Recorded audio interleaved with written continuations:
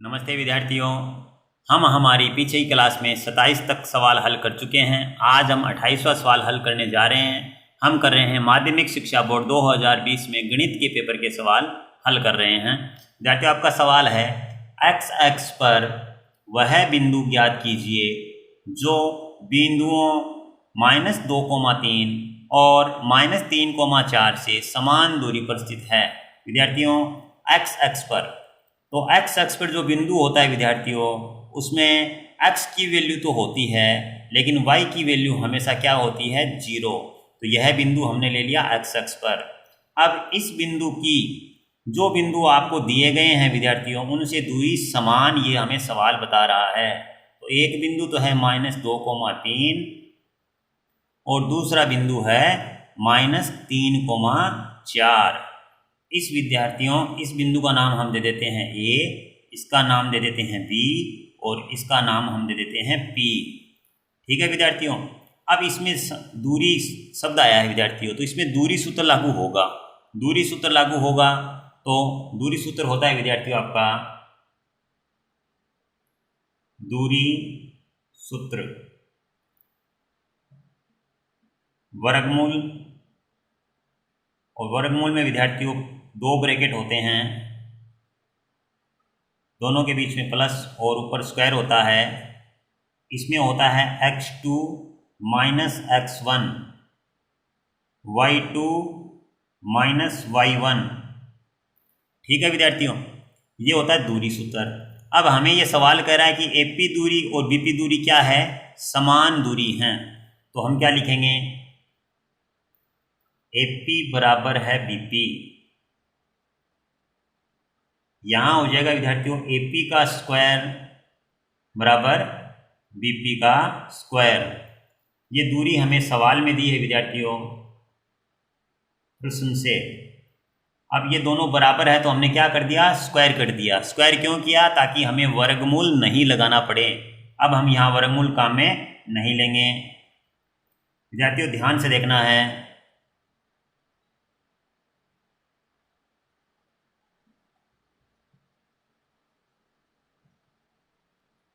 विद्यार्थियों हम बराबर के जो LHS साइड है उसमें तो हम एपी दूरी निकालेंगे और इधर हम बीपी दूरी निकालेंगे। दोनों दूरी बराबर है इसलिए हम बराबर लगा रहे हैं, सवाल ने कहा है।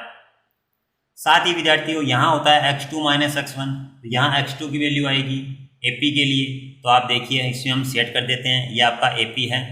तो यहाँ हम लिख देते हैं विद्यार्थियों x2 y2। ध्यान देना विद्यार्थियों, और इसको नाम दे देते हैं हम x1 y1 और ये भी x1 y1।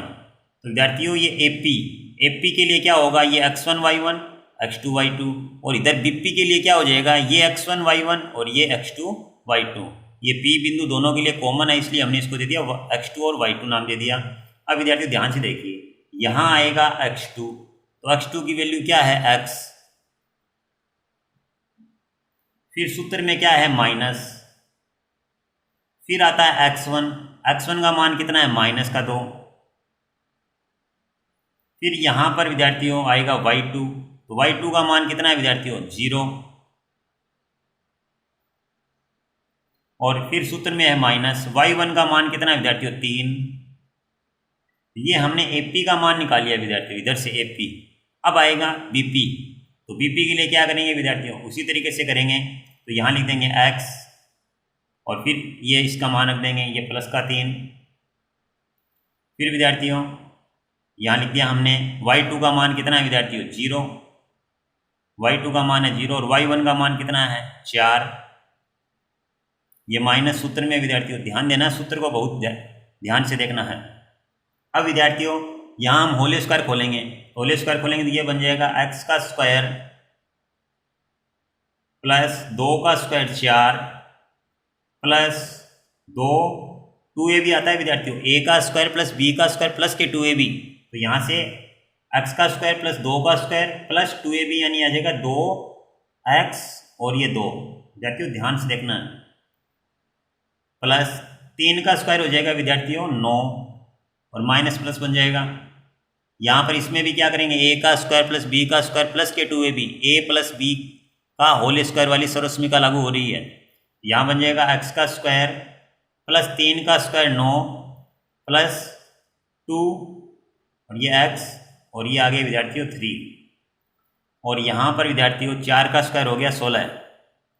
अब विद्यार्थियों ये आपका है एक्स स्क्वायर, ये यहाँ पर 4 और ये 9 मिलकर हो गए विद्यार्थियों आपके 13 और इनको गुणा करने पर हो गए विद्यार्थियों ये आपके 4x।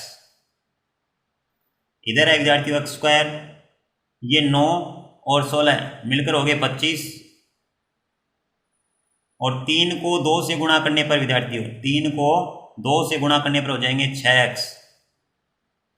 विद्यार्थियों एक्स स्क्वायर से एक्स स्क्वायर कट गया और ये 6x इधर आके माइनस का बन जाएगा 4x माइनस के 6x। इसी तरीके से ये 25 और ये 13 इधर ले आओ विद्यार्थियों, 13 किसके हो गए, माइनस के। 13 इसमें से घटा देते हैं विद्यार्थियों तो आपके यहाँ पर कितने बच जाएंगे 12 और यहाँ पर विद्यार्थियों 4x जो प्लस के घट जाएंगे तो ये आपके हो जाएंगे माइनस के 2x। विद्यार्थियों यहाँ से माइनस का 2 गुणा में किस में आ जाएगा, भाग में, और भाग देने पर विद्यार्थियों यहाँ से x की वैल्यू आ गई आपकी माइनस का 6। तो x का मान माइनस का 6 आने से P बिंदु बन गया विद्यार्थियों आपका माइनस का 6 कोमा में 0। तो हमें ये P बिंदु ही ज्ञात करना था। विद्यार्थियों अब हम 28वें सवाल का दूसरा सवाल हल करने जा रहे हैं जिसको आपको ध्यान से देखना है। आपका सवाल है विद्यार्थियों, बिंदुओं 11,8 और 1,3 को मिलाने वाली रेखा को बिंदु 7,6 किस अनुपात में विभाजित करता है। विद्यार्थियों इसको समझने के लिए हम दोनों बिंदुओं को मिलाते हुए एक रेखाखंड का निर्माण करते हैं। विद्यार्थियों ये 2 बिंदु ले लिए हमने,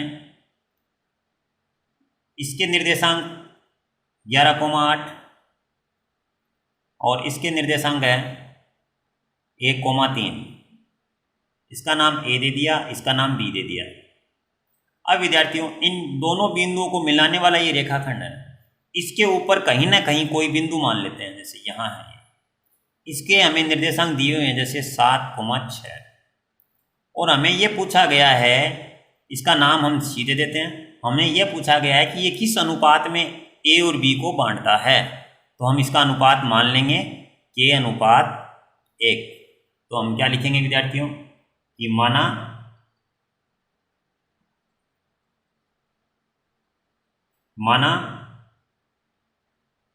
अनुपात K अनुपात 1 है। ठीक है विद्यार्थियों।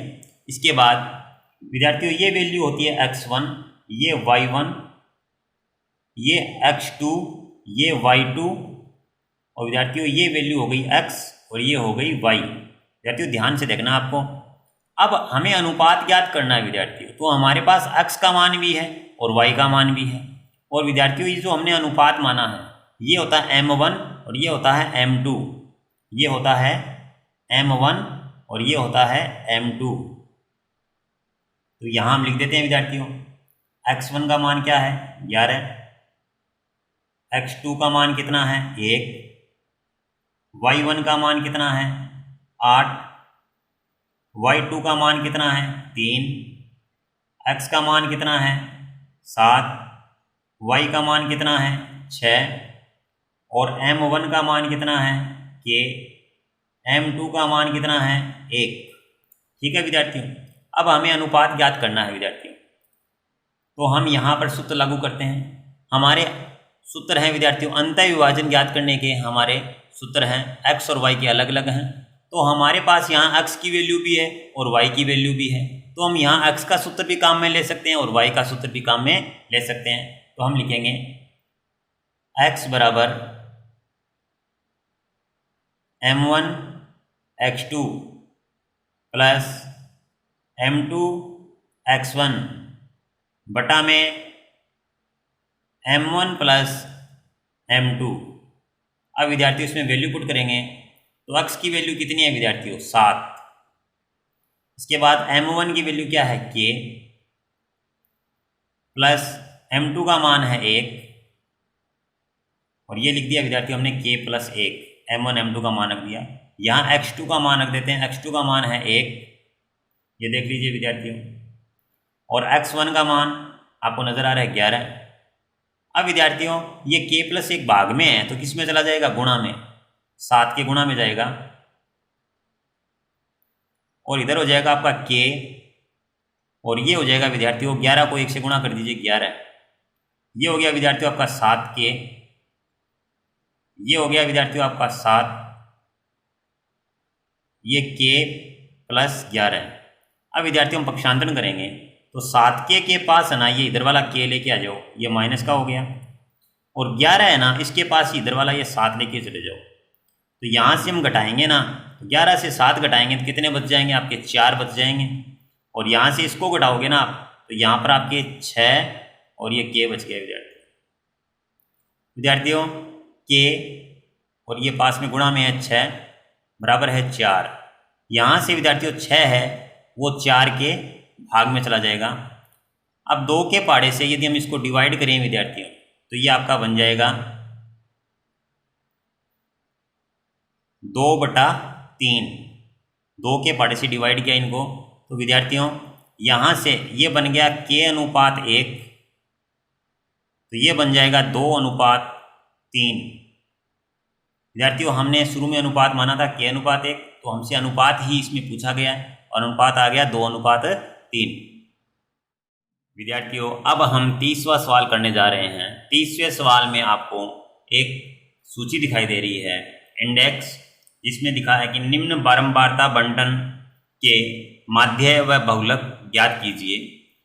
हमें मीन और मॉड ज्ञात करने हैं, तो विद्यार्थियों ध्यान से देखना और समझना है। विद्यार्थियों सबसे पहले आपको वर्ग दिया हुआ है, वर्ग दिया है आपको 0 से 10, 10 से 20, 20 से 30, 30 से 40 और 40 से 50। और विद्यार्थियों आपको इसमें बारंबारता दी हुई है 6, 10, 13, 7, 4।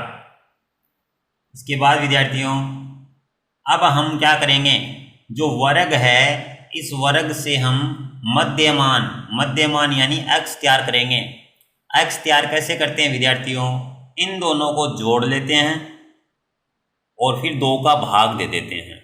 तो 0 और 10 को जोड़ने पर 10 हो गए और 2 का भाग देने पर 5 हो गए विद्यार्थियों।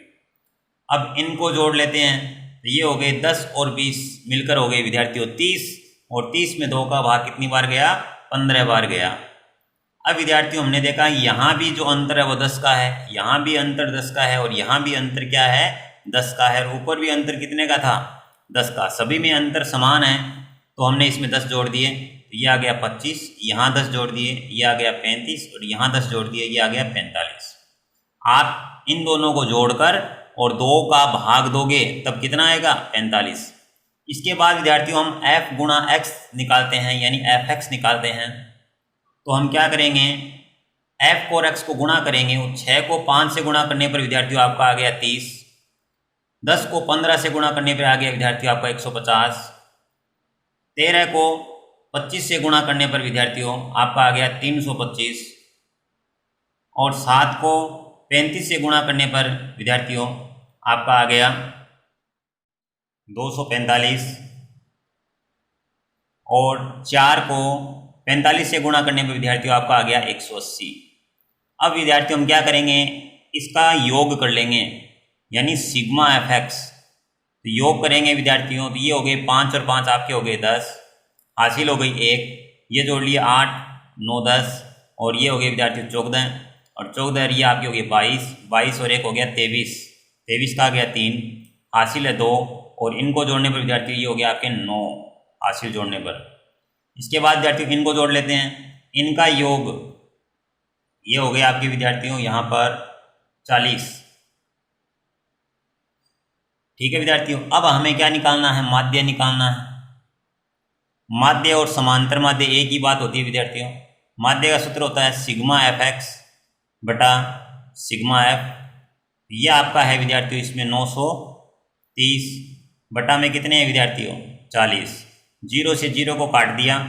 अब हमें 93 में 4 का भाग देना है विद्यार्थियों, और 93 में 4 का भाग जाएगा 23.25।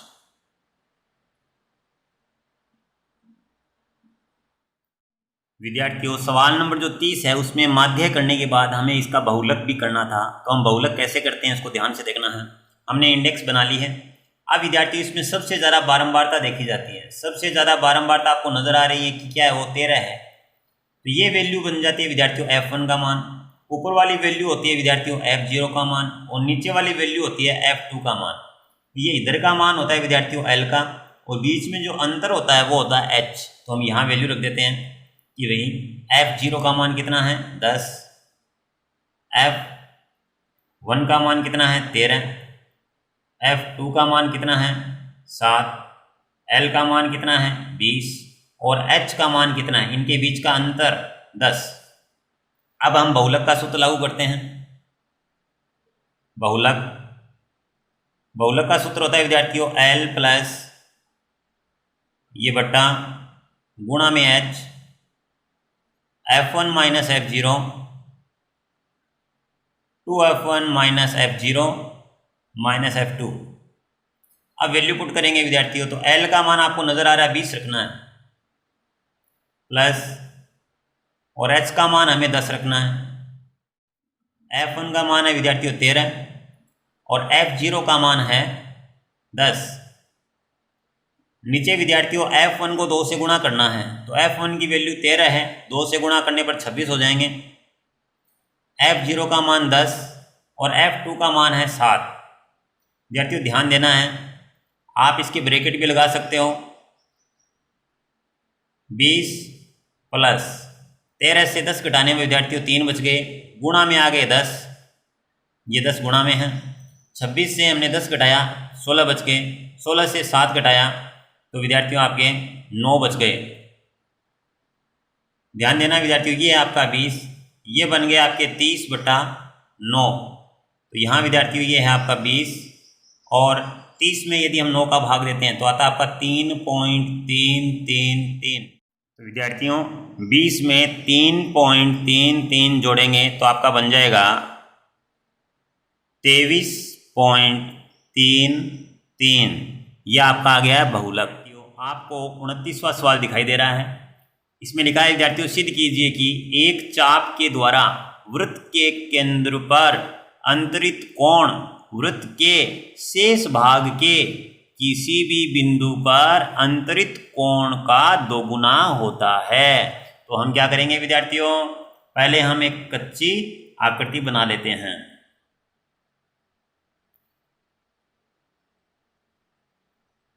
ये विद्यार्थियों हमने एक वृत्त बना लिया। अब ये इसका केंद्र ले लेते हैं विद्यार्थी, ये केंद्र हो गया इसका O हो गया विद्यार्थियों। अब यहाँ पर हम क्या करते हैं विद्यार्थियों, ये हमने एक चाप ले लिया, इसका नाम दे दिया हमने A B, ठीक है। और ये वृत्त पर हमने क्या ले लिया, कोई बिंदु ले लिया, और यहाँ से इसको मिला देते हैं विद्यार्थियों। A को मिला दिया और यहाँ से हमने B को मिला दिया, और ये आपका केंद्र आपको नजर आ रहा है विद्यार्थियों, क्या है O, और यहाँ से इसको मिला देते हैं। ठीक है विद्यार्थियों, यहाँ हमने नाम दे दिया C। हम लिखेंगे विद्यार्थियों दिया है एक वृत्त जिसका केंद्र O है, एक वृत्त जिसका केंद्र O है। अब हम विद्यार्थी इसमें लिख देते हैं सिद्ध करना।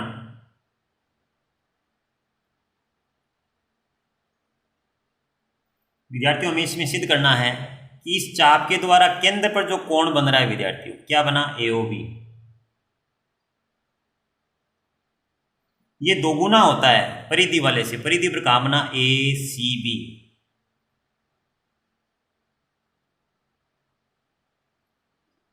ये हमें क्या करना है, सिद्ध करना है विद्यार्थियों। और यह सिद्ध करने के लिए विद्यार्थियों हम रचना करते हैं। इसमें हम क्या करेंगे, यहां से सी को ओ से मिलाते हुए ये हमने लाइन खींच दी, तो हम लिखेंगे सी को ओ से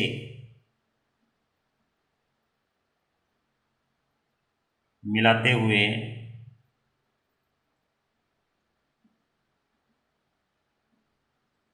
रेखा खींची। ठीक है विद्यार्थियों, इसके बाद अब हम क्या करेंगे, उपपत्ति। ध्यान देना विद्यार्थियों, यहां हम इसको हल करने के लिए क्या करते हैं, इसमें कुछ कोणों के नाम दे देते हैं। जैसे ये कोण 1 नंबर, ये कोण 2 नंबर, ये कोण 3 नंबर, ये कोण 4 नंबर, और इसको दे देते हैं विद्यार्थियों 5 नंबर। ध्यान से देखना विद्यार्थियों। अब विद्यार्थियों आपको पता है कि वर्त में जो केंद्र होता है वो केंद्र से परिधि तक मिलाते हैं तो क्या बनती है, त्रिज्याएं बनती हैं। और एक वर्त की सभी त्रिज्याएं क्या होती हैं, बराबर होती हैं, आपको पता है। तो हम क्या लिखेंगे कि AO बराबर है CO। देखिए विद्यार्थियों, AO बराबर है CO, क्योंकि दोनों एक ही वर्त की क्या है, एक ही वृत्त की त्रिज्याएं, एक ही वृत्त की क्या है, त्रिज्याएं हैं, वो बराबर होती हैं। तो ये त्रिज्याएं बराबर हैं तो इनके साथ बनने वाले कोण भी बराबर होंगे। तो कोण 1 बराबर हो जाएगा कोण 2 के।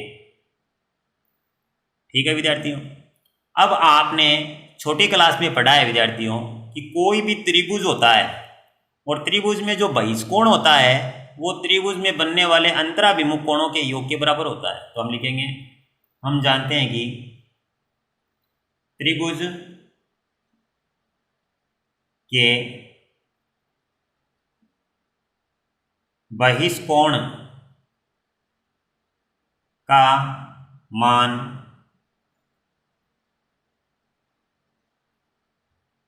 अंतराभिमुख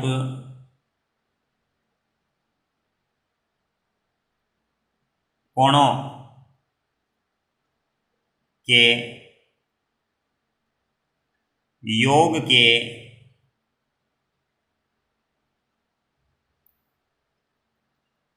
बराबर होता है। विद्यार्थियों त्रिभुज होता है उसमें अंतराभिमुख कोण, जैसे आपके सामने एक त्रिभुज नजर आ रहा है विद्यार्थियों, AOC नजर आ रहा है।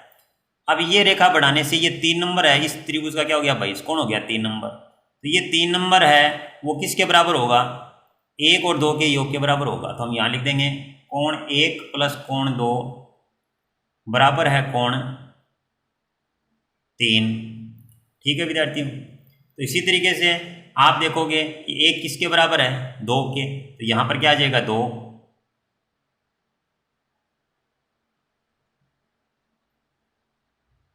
अब यहाँ 2 कितनी बार हो गया, 2 बार हो गया। और ये कोण है आपका 3। तो विद्यार्थियों इसी तरीके से क्या करेंगे हम, तो लिखेंगे इसी प्रकार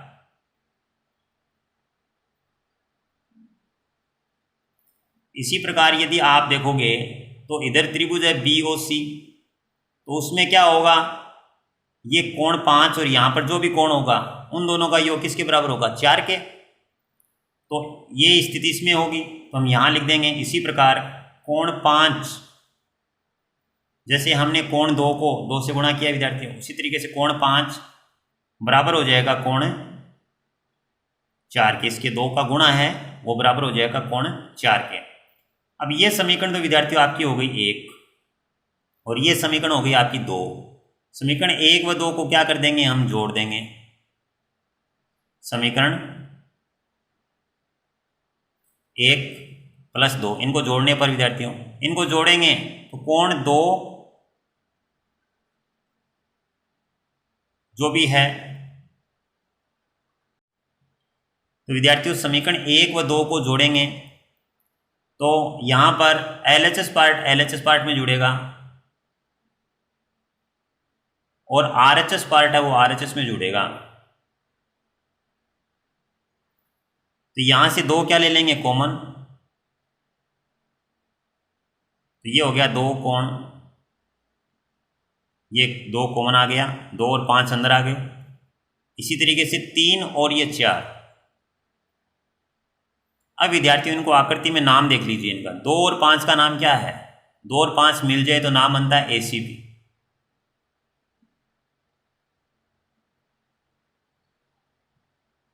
और 3 और 4 का मिलकर नाम बनता है AOB। यही विद्यार्थियों हमें क्या करना था, सिद्ध करना था। यही हमें क्या करना था, सिद्ध करना था।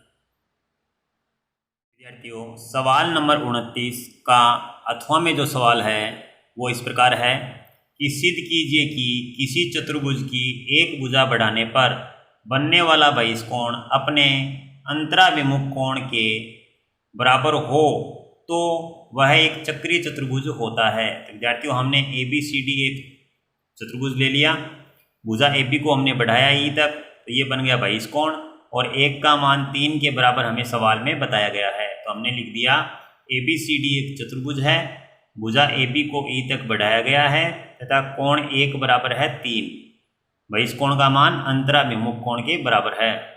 अब विद्यार्थियों हमें सिद्ध करना है कि ये एक चक्रीय चतुर्भुज है, तो हमने लिख दिया ABCD एक चक्रीय चतुर्भुज है, ये हमें क्या करना है, सिद्ध करना है।